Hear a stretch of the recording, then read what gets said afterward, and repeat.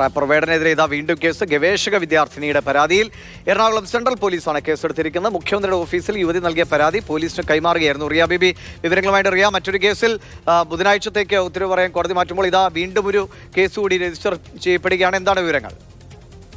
ദിവിഷ്, മുഖ്യമന്ത്രിയുടെ ഓഫീസിൽ കഴിഞ്ഞ ആഴ്ചയാണ് 2 യുവതികൾ വേടനെതിരെ പരാതി നൽകിയത്. അതിലൊന്ന് എറണാകുളം സെൻട്രൽ പോലീസ് സ്റ്റേഷൻ പരിധിയിൽ നടന്ന കേസായിരുന്നു. ആ പരാതിയിലാണിപ്പോൾ സെൻട്രൽ പോലീസ് വേടനെതിരെ വീണ്ടും കേസെടുത്തിരിക്കുന്നത്. സ്ത്രീത്വത്തെ അപമാനിക്കൽ, അതോടൊപ്പം തന്നെ അശ്ലീല പദപ്രയോഗം ഉപയോഗിക്കൽ, ലൈംഗിക ചേഷ്ടകൾ കാണിക്കുക തുടങ്ങിയ വകുപ്പുകളാണ് ഈ കേസിൽ പോലീസ് ചുമത്തിയിരിക്കുന്നത്. ഇതൊരു ഗവേഷക വിദ്യാർത്ഥിയായിരുന്നു. കൊച്ചിയിൽ എത്തിയപ്പോൾ വേടൻ അവരെ ഫ്ളാറ്റിലേക്ക് വിളിച്ചുവെന്നും അവിടെ വെച്ച് ഈ അപമാനിക്കുന്ന തരത്തിലുള്ള പെരുമാറ്റം ഉണ്ടായി എന്നതുമാണ് ആ പരാതിയിൽ അവർ വ്യക്തമാക്കുന്നത്. അതിലാണിപ്പോൾ എറണാകുളം സെൻട്രൽ പോലീസ് കേസെടുത്തിരിക്കുന്നത്. 2020 ഈ കേസിന് ആസ്പദമായ സംഭവം നടന്നിരിക്കുന്നത്.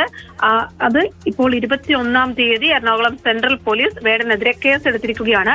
ഈ പരാതിക്കാരിയുടെ മൊഴി അടക്കം രേഖപ്പെടുത്തുന്ന നടപടിയിലേക്ക് പോലീസ് കടക്കും. പക്ഷെ അവരിപ്പോൾ കേരളത്തിലില്ല എന്നതാണ് മനസ്സിലാക്കാൻ കഴിയുന്നത്. അതുകൊണ്ട് തന്നെ അവർ കൊച്ചിയിലെത്തി പോലീസിന് മൊഴി നൽകുക കൂടി ഈ കേസിൽ ആവശ്യമുണ്ട്. എന്തായാലും തൃക്കാക്കരയിലെ കേസുമായി ബന്ധപ്പെട്ട് ഹർജി അല്പസമയം മുമ്പാണ് കോടതി പരിഗണിച്ചത്. അതിന് പിന്നാലെയാണ് പുതിയൊരു കേസ് കൂടി വേടനെതിരെ അതിലെ ഉത്തരവ് പറയാൻ കോടതി ബുധനാഴ്ചത്തേക്ക് മാറ്റിവെക്കുമ്പോഴാണ് മറ്റൊരു ഗവേഷക വിദ്യാർത്ഥിയുടെ ഒരു പരാതിയിൽ കൂടി പോലീസ് റാപ്പർ വേടനെതിരെ കേസ് രജിസ്റ്റർ ചെയ്യുന്നത്.